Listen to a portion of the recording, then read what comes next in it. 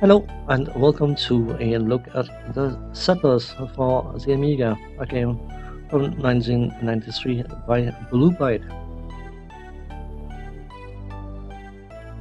A game that was unique in many ways for the Amiga, with the game type itself, the game scope, and of course the associated quality. The series continued. I don't know whether it's still going, but I know the last game I bought was Settlers 7. Only the first game was made for the Amiga. Sadly, I'm sure if Commodore hadn't gone belly up, it might have been different. But it wasn't, so could have been, should have been, pointless. One thing that really stands out about this game is the fact that while it can run on an Amiga 500 even with 1 meg of memory, which is quite surprising. It benefits hugely from having more processing power and more memory, specifically more memory, more so than processing power. And it's one of the few games that scale relatively smoothly with the amount of stuff you throw at it. You need a certain amount of memory to have a certain map size, and you also need a certain amount of chip memory and fast memory in order to have all the sounds and missions available and things like that. But the fact that the game is playable on an Amiga 500 1 meg memory is quite astounding, actually. It may not be super exciting, but it's possible. Personally, I would say Amiga 1200 as a bare minimum, preferably with some fast memory in it. The chip memory is perfectly fine, but some extra fast RAM would be welcome. A faster processor, always good, but it's not a critical point.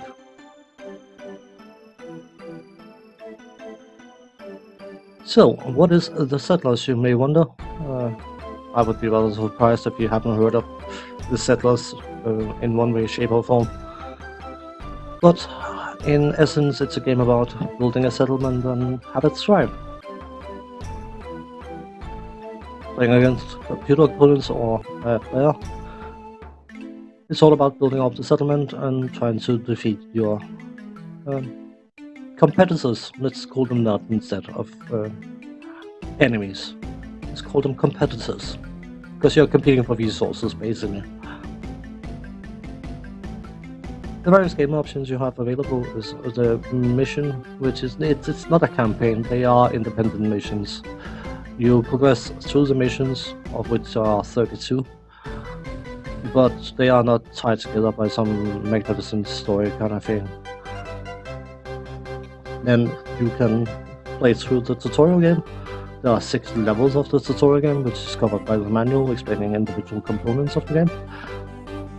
You can play one player, against the computer. You can select 1 to 3 opponents, what type of opponents, how many starting resources, men, resources, equipment, all that kind of stuff by altering all these bars. Map size, it goes from being somewhat small to being absolutely not small at all. And that is memory dependent. You need a certain amount of memory to get up to the largest map size. 2 players against the computer or just against each other, you can always switch them off. Or you can run a demo and you can let whatever computer opponents you feel like settling them up, even Mrs. Wimpy, and just see how the computer behaves in various different settings with very different opponents, with various different levels of resources available to them. I don't know how useful this is, but it could be useful if you want to get some sort of idea of how aggressive the computer opponents can be. But for the purpose of this video, we'll just be playing parts of the first mission. Initially I had recorded about 2 hours worth of footage that I was going to condense into a more manageable size video, or length video I should say, but then I decided that this game definitely requires live commentary, so this is a re-recording.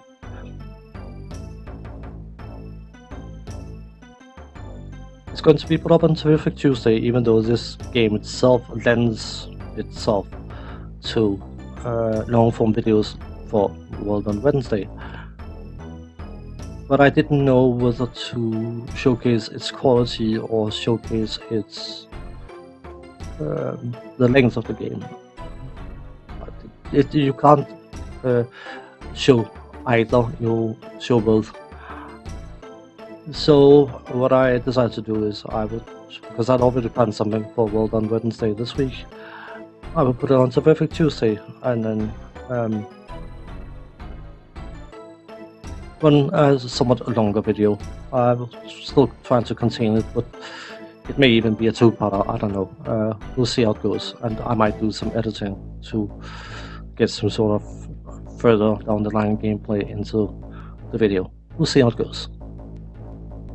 But as I said, for the purpose of this, let's play the first mission. There's some options you can set. Fast map click, fast building messages, and you can separate music and sound effects. I have reduced the volume a bit because I know I don't speak super loud when I'm recording, so I just want to make sure that I can be heard through the game volume, despite the fact that some people would probably prefer if I couldn't be heard, but then I wouldn't be able to explain much. A nice little feature, by the way, is you can, when you're playing even the missions, you can actually play 2 players.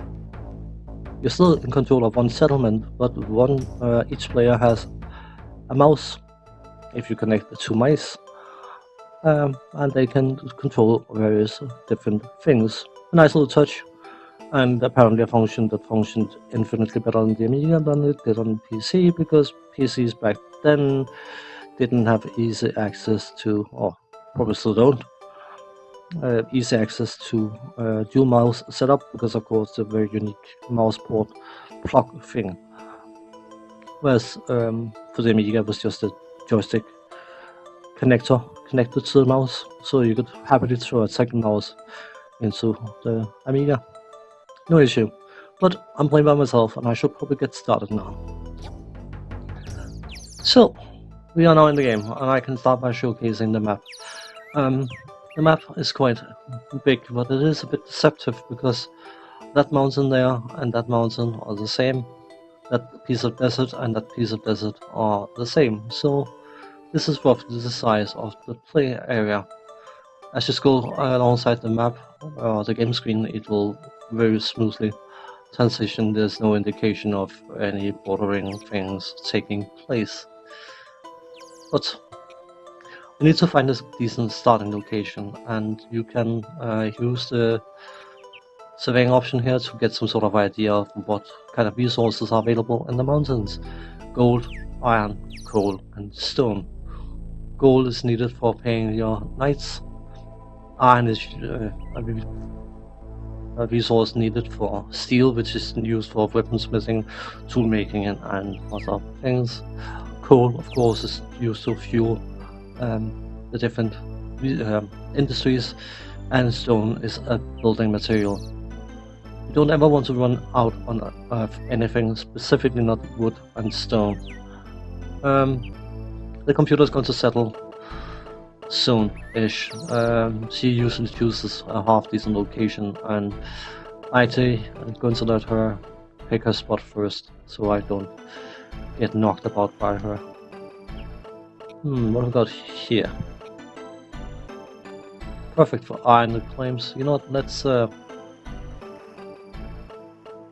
down the mouse button, left click, and you can get an indication of what you can build. Come on. So we can't build, I see settle close by. No. We need large, even lard. We need lard. Yeah, to make it smooth. We need a large foundation in order to build our first building. I see settle. She must have settled now. No? Yes, she has. Right? Here. Not a bad starting location. Anyway, where was I? What we got? Don't necessarily want to border her, but you know what? It says there's a lot of gold here. So, let's see if we can build something around. Yeah.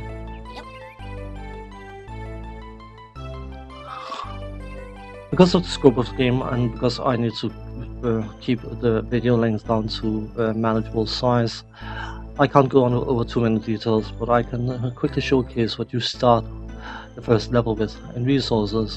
Quite a few got some wood, a lot of planks, some boats, some stones, some coal, some gold. Sorry, that's iron, steel bars, and all that kind of stuff. And of course, your different settlers. The idle settlers, they will automatically be used for whatever is required, as long as the tools are available. You will probably end up with like quite a few idle settlers, but stone and wood are your main concerns, so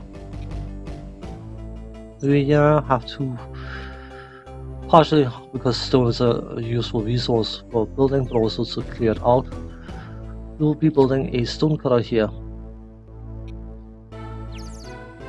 and get that connected to the main stockpile. The different color of the road lines indicate any grading they may have, and of course the flatter the better. Everyone moves faster on flat land. Something that's very easy to risk doing is to make a road spaghetti. As you can see, the resources will be taken from the stockpile out to be used for building the building we are trying to build. And this carrier is finding a spot between the two flags when she stops moving the resources. There will be a carrier between any two flags, and they will move stuff from one flag to another. Defining the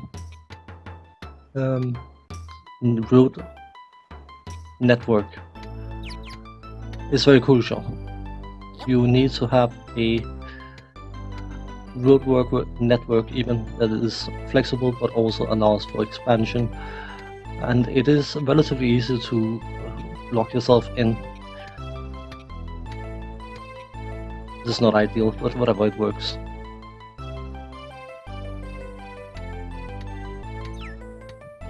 Of course, once your woodcutter is built and starts cutting wood, you will run out of wood relatively quickly, So you probably want to have someone to make sure that we have a steady supply of trees. So a tree planter, I think I'm going to place him up here. Might not be such a bad idea. No, we can't build any flags there. What a shame.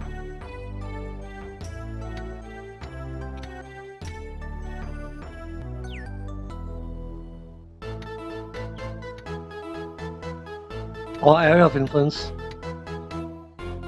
can be modified by placing down military buildings. And I wonder what she's placing there. Possibly a guard post. See if we can beat her to it. Possibly not. I don't know. Military buildings will influence the area of influence, and once you put the building down, it will expand to its maximum area of influence, but it has got a minimum area of influence, and other military buildings that are built close to the border can shift that somewhat. You can only have your own buildings within your own borders, obviously, so if the enemy pushes his or her borders beyond your borders, any building in that area will be crushed.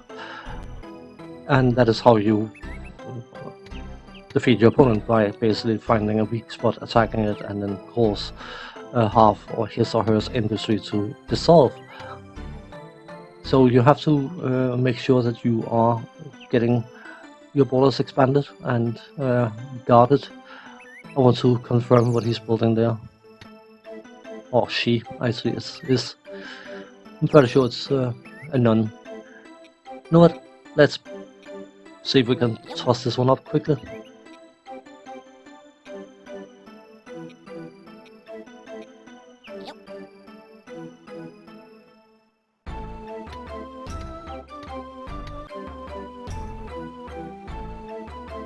I need that stone cutter to get rid of that stone, that would be nice.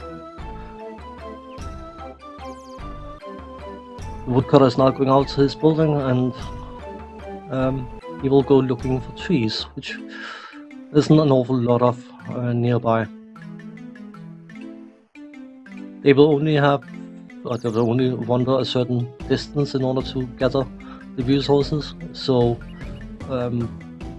if you have a stone cutter and there's no stones around, he's basically just taking up space that you potentially could use for something else. So don't be afraid of knocking out the buildings as soon as the resource in question has been used up. He's trying to build something over there that's bound to be a guard post, but you know what? We should build ours ahead of hers, so that's perfectly fine. Now we got a woodcutter, we need to get the planks processed, so the logical thing to do is to build a sawmill. But of course, building space is a valuable resource, so finding a good location to build something, and also making sure that you are not getting too much of a road network spaghetti.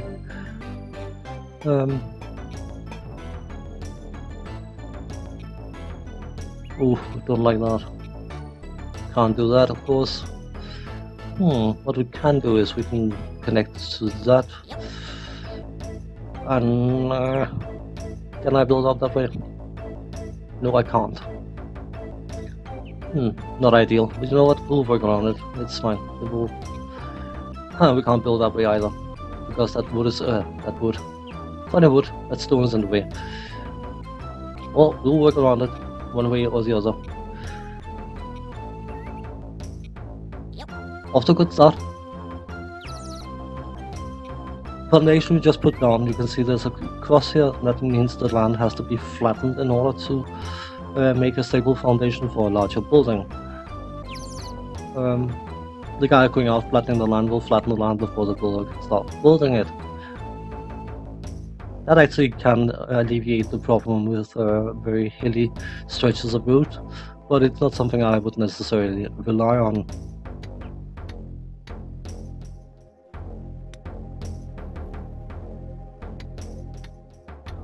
Guard post almost done. And once the guard post is done, a soldier will walk out and occupy it and shift the border. More than one soldier, depending on how close they are to the nearest enemy. You can define how heavily you want the buildings garrisoned, depending on proximity to the opponent's settlement. You can see whatever he or she was trying to build there, because we shifted the area of influence, is now been destroyed.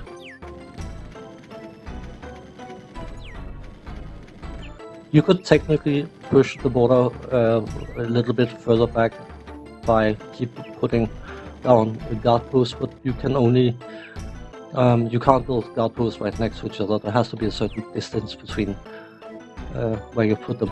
But gold down there. You know what? Let's build another one of those just to expand our area of influence. Now we need to check though, because roads can happily disrupt building locations. So no,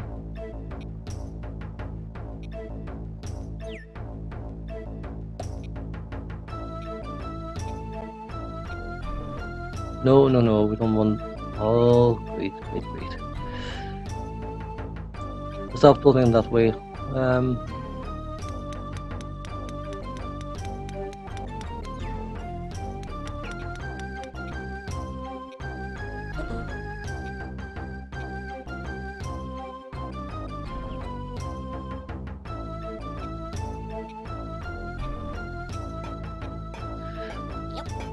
Well, it's not pretty, but it works, and sometimes that is sufficient.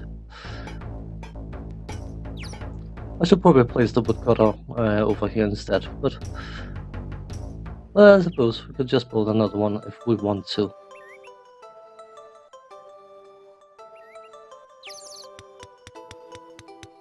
Winning the game, the gold is possibly the most valuable resource, because of course it pays for your knights and it encourages them to do their job better.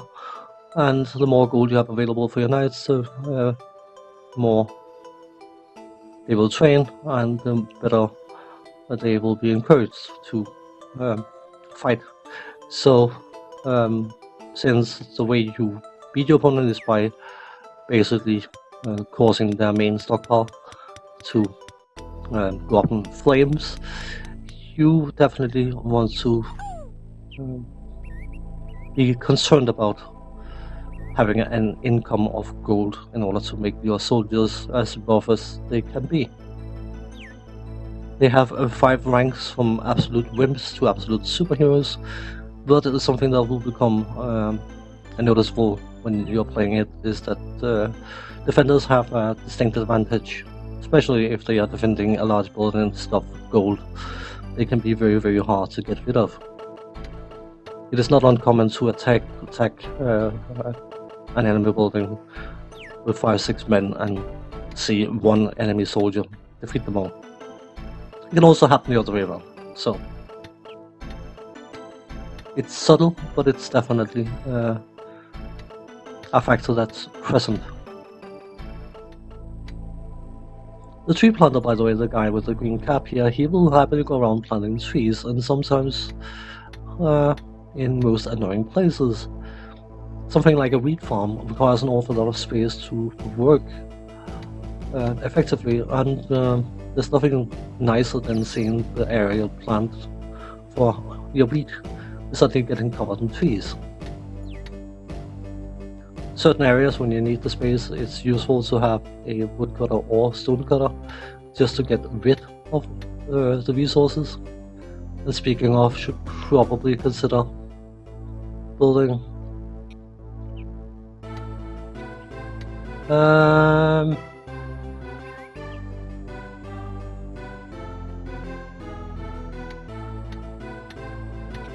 stonecutter here. Should only be a temporary structure anyway, so it doesn't matter.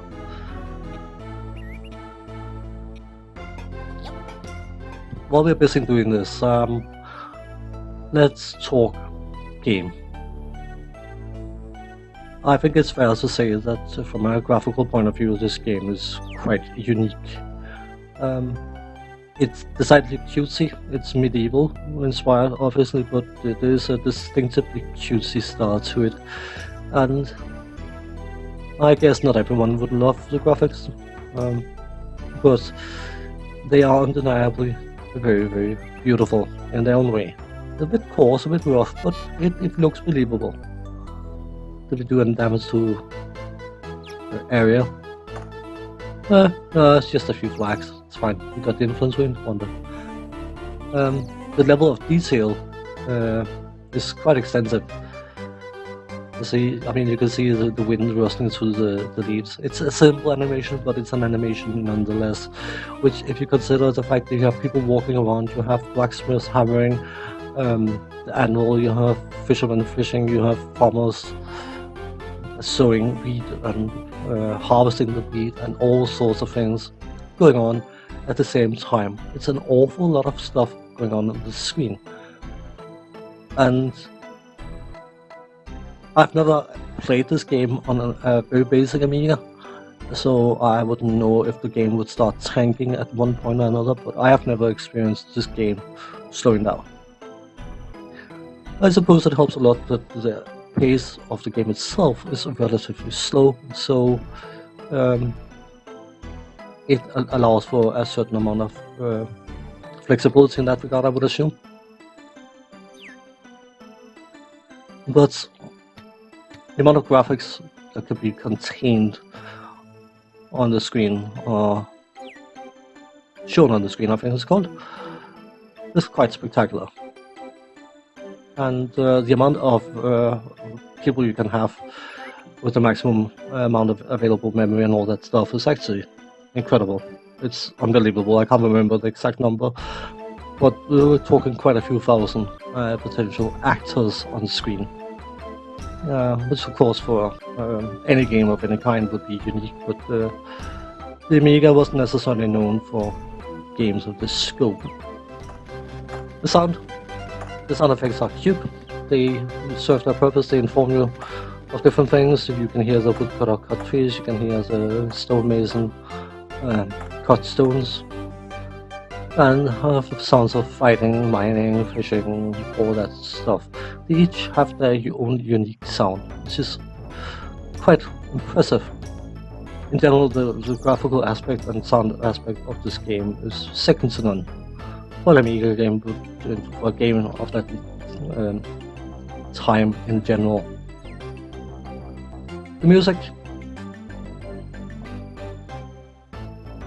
it's quite an iconic theme that's running, and making any kind of music, of course, is an art form, but making a piece of music that you can listen to continuously for hours on end without it ever getting on your nerves is truly an art form. And I've been playing this game for hundreds of hours, possibly, over the years. Maybe not hundreds, but close on 100, I would say. And I've never, at one point, even considered disabling the music. It just loops infinitely. I'm fairly sure the track is about 12 minutes long, but it doesn't intrude. It's just there, and it is musical art at the highest form, highest level, to make music that you can listen to without necessarily noticing it's there, but you would notice if it wasn't there. Obviously, it's not unique to gaming, and it's not unique to this game, and it's not special because it's been done in movies for absolutely years. But I mean, it's a nice thing. So definitely, from a graphical and audio point of view, this game is quite spectacular. The scope of it is also quite amazing, truth be told. I'm going to be doing a few editing cuts to try and get as much coverage into this video as possible, and still progressing the game a bit. But let us send out our own geologist just to confirm. The larger and brighter the spot is, or the dot is, I should say, the more, of course, is available of the resource. but miners require food, so you want to make absolutely sure you got food to feed them. Don't ever be concerned about reshaping your play area if a road is taking up too much space or whatever, placed in a wonky way. Just cut it. You can always click and snap the road using the scissors, the very strong scissors, but it's nice to know that the option exists. But I'm going to be progressing the game a bit further after just getting the message from the geologist. He found iron. Hooray! Happy. So once we've been set up a bit more, I will come back. So returning somewhat later in the game, as you can see, we got an industry going. We got the gold mine added, coal mines, some iron mines, and all the supporting industries. Weaponsmith, iron smelter. We added a few farms because the miners need food. They are the only ones that actually need food, but they will refuse to mine unless they are fed. So we need some food. The most efficient, but also most space requiring food producer is the farm. But of course that requires a mill to grind the wheat into flour and a bakery to make the flour into bread. As you can see, the farmer is quite willing to take up quite a bit of space, so reserving some space for them is so definitely advisable. You can see the farm I've got going up here. I specifically built a woodcutter here to clear some of the trees, but he appears to have decided not to do any more woodcutting. There is a limited range of how far they will go in order to get to their resources, but it can seem somewhat random. You can see I got a stone cutter here specifically to get rid of that stone, and he's been mining stones from over here, but he seems to have gone on strike. This is a bit annoying. Could always demolish certain people, but you know what? Let's not bother too much with that. It is quite impressive with the amount of stuff going on the screen at one point, and there's just nothing indicating a remote animation skip or slow down or anything. The problem, of course, is when you have an awful lot of resources going around the places that you have the risk of congestion, where you have a lot of resources being gathered in one spot of the road that needs to be picked up and carried to several different locations. I built an extra stock just to have a dumping ground for some of the substances which are being gathered here. When the carriers are carrying the different products or whatever they are around, they will go to the closest stock in order to pick them up. So you can set an option for each stock to not take on any supplies or get rid of all supplies and all that stuff, but it is definitely not within the scope of this video. Truth be told, that this is complete overkill for the first level, but of course it's worth showcasing. There's still a few buildings I haven't built. The tool maker, which will make tools in order for the other settlers to do their jobs, but it's not necessary on the first mission. You have a pig farmer, which will breed pigs, which can be taken to the slaughterhouse, turned into meat for the miners, but considering the efficiency of the wheat farm, it's not really needed.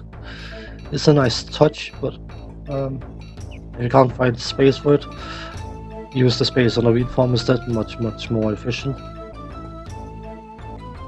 I got a few fishermen set up because it's relatively easy to get fish and it looks cute. I built a few larger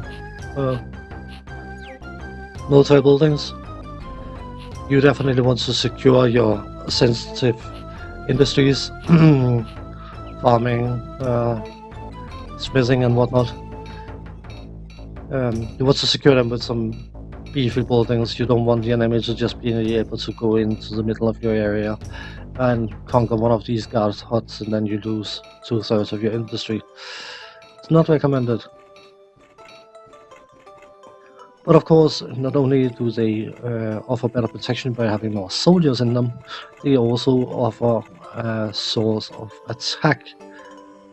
So let's go on the offensive, shall we? If you left click an enemy guard post or guard building, castle, whatever it might be, hold down the mouse button, left click, and then you can set an attack. You can decide how many men will attack, depending on how many you got available. These define the distance away from your target. These will be very close, these will be relatively close, these will be further away, and these will be so far away it's going to be a while before they get there. But in order to do maximum damage, we want to find somewhere that can really hurt our opponent. That actually seems like a reasonable spot to do some damage. You can get to see the exciting combat as well. The flags denote how full they are, and the default setting reduces the amount of soldiers based on proximity to the nearest enemy. The thickness of the lines of the flag also indicate the proximity to the closest enemy. So if it's a thin cross, then it's quite far away. But if it's a thick black cross, then it will be much closer to the opponent. So let's see if we can do some damage here.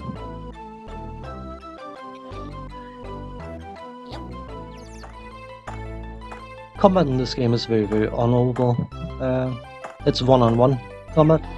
You challenge your opponent to a duel, and then if he wins, he wins, and if he loses, he doesn't win. Surprise, surprise. There's no flooding an enemy and taking him on 3 against 1 or using archers and naughty things like that. No, no, no. Just good old honorable duels. You may wonder, how can you defend yourself against attacks like this, and there are multiple ways you can do that.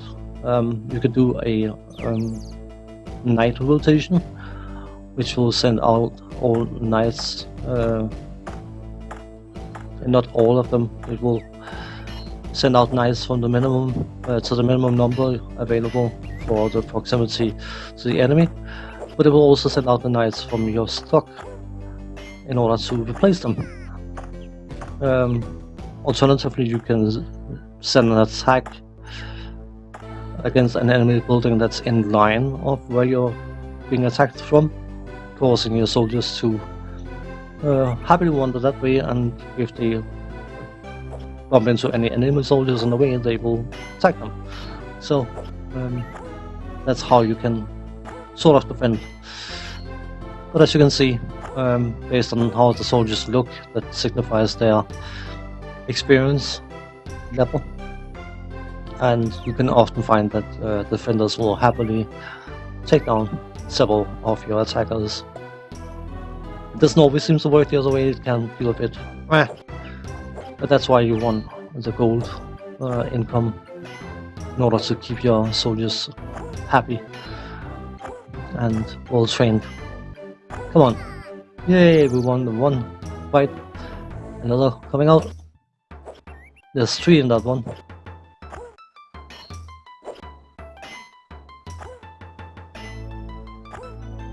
Come on, you can take him.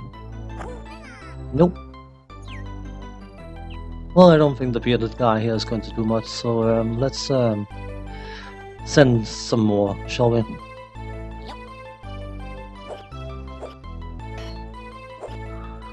The first level is a bit deceptive because she is rather passive, and you can just wave her down basically by keep sending attacks until at some point the random number generation is going to work against you. I was about to say for you.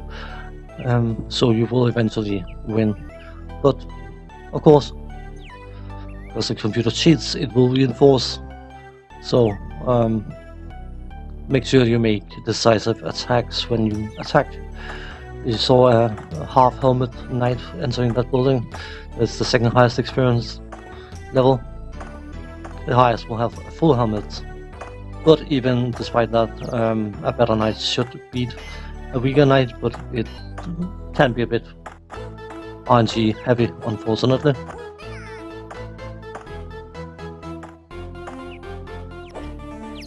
I have, when I've been attacking, had one single knight defeat 7 opponents, and I've also had one defender defeating almost 20 attackers, so yeah. Have you remembered to eat your Weetabix, mate?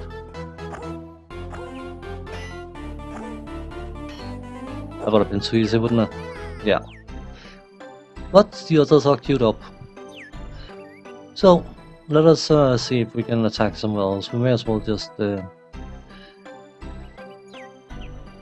closest to the border is almost too boring, isn't it? But you know what, let's just fire off some attacks. Willy-nilly here.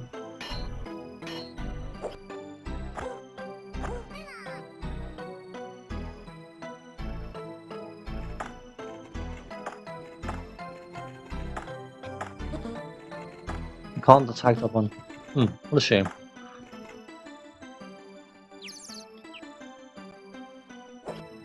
Come on. Prove your epicness.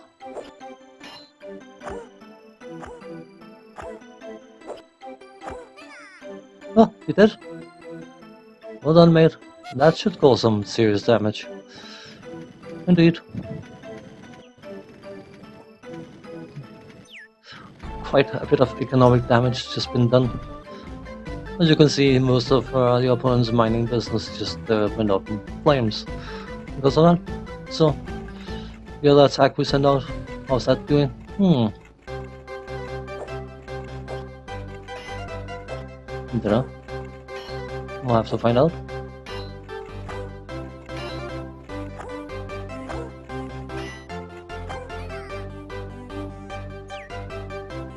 As you could probably gather when you watch them fight, they each have a certain amount of hits they can take, and the amount of hits they can take, I think it's 4 resets per fight. So if you hit an opponent 3 times and then he kills your soldier, then he won't just be able to take 1 hit afterwards. It's 3 or 4 hits, I can never remember it, but that is what causes one defender to be able to defend against several attackers. This can feel a bit cheesy from time to time, but come on, you can beat old bearded guy, can't you?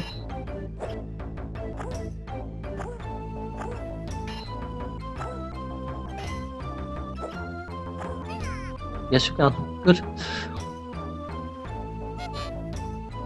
Because of the stock being there, the influence gained from defeating that particular castle wasn't... Oh well.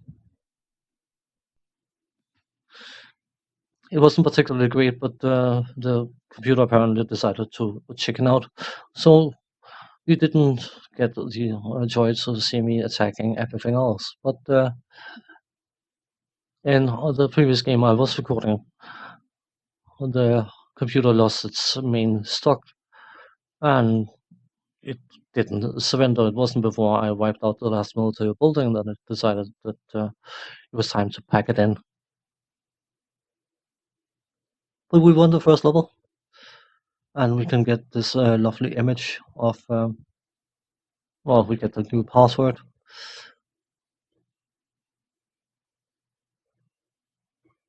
We should get a lovely little image of our opponent being thrown into the dungeon. Lovely. This video is bound to have been much longer than a normal video would be, but I mean, we are talking Settlers, so it is a game that requires a certain amount of video length to actually cover. And it is a classic game by all uh, measurements of that rating. It's a brilliant game, but it's also a slow-paced game, and it's not perfect. Nothing is perfect. No game is perfect. Nothing is perfect. But the few issues this game potentially has is down to what you want from a game, basically.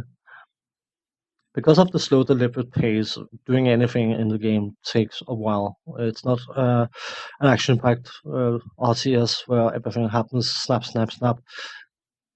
Building takes a while to build. Setting up industries takes a while. Getting them running takes a while. Getting stuff moved around takes a while. And if you're not prepared to invest that kind of time into it, then this game is definitely not a game type for you, because it is, by its very definition, slow. Whether you like that or not, that's a personal preference. One thing I could see the game could have benefited hugely from, and something they did in later Settlers, was gating of the different industries, buildings, whatnot. From the first time, the time you start a game, you can build every single building in the game. There's no unlocks, there's no upgrades, there's no progression, there's no excitement to be found from progressing further down the levels outside of beating the levels, which can be a challenge. And bear in mind, this is mission 1. It's laughably easy. Mission 32 is not. Personally, I would have loved to have seen. I mean, it's asking for diamonds when you've just been given gold, basically. But I mean, something where you had something to work towards, an upgrade system, a building unlock system, improvement of buildings or something that gave you reason to push further into the mission structure. What you can do in the first game, you can do in the last, and what you can do in the last, you can do in the first. So, in that regard, it's giving you everything from the start so you can get used to them, to the buildings and how they function and how to utilize them effectively. But if the game bores you after having done 3, 4 missions, trying to pass a certain hurdle in order to regain the excitement is just not happening. And that is, what's the term? Something like something with riches, where you have so much that it's too much. It becomes an issue having the much you have, whatever. All that aside, this game surprised a lot of people, I think, because of the scope, because of this. I mean, everything is just on display. No slowdowns, no sluggishness, no nothing. Everything runs smoothly. It runs slowly, but it runs smoothly. And there's no denying that this is one of the best technical games on the Amiga. And in many ways, it's one of the best games. I mean, it's a personal definition. If you love Tetris, then Tetris is a great game. If you hate Tetris, then Tetris is not a good game. And that applies to every single game's hype and game in general. But um, this game has a sort of legendary status, and it has it for a reason.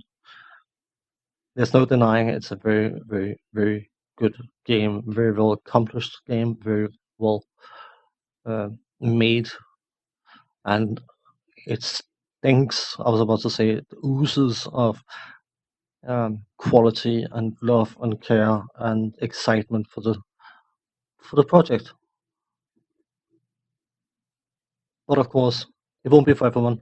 The pacing will be far too slow for certain people, and the style will just not appeal to certain people. But for those who does, it does appeal to.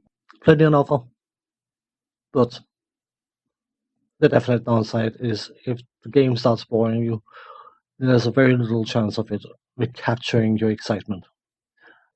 So on that note, thanks for watching. Take care. See you next time. Bye bye for now.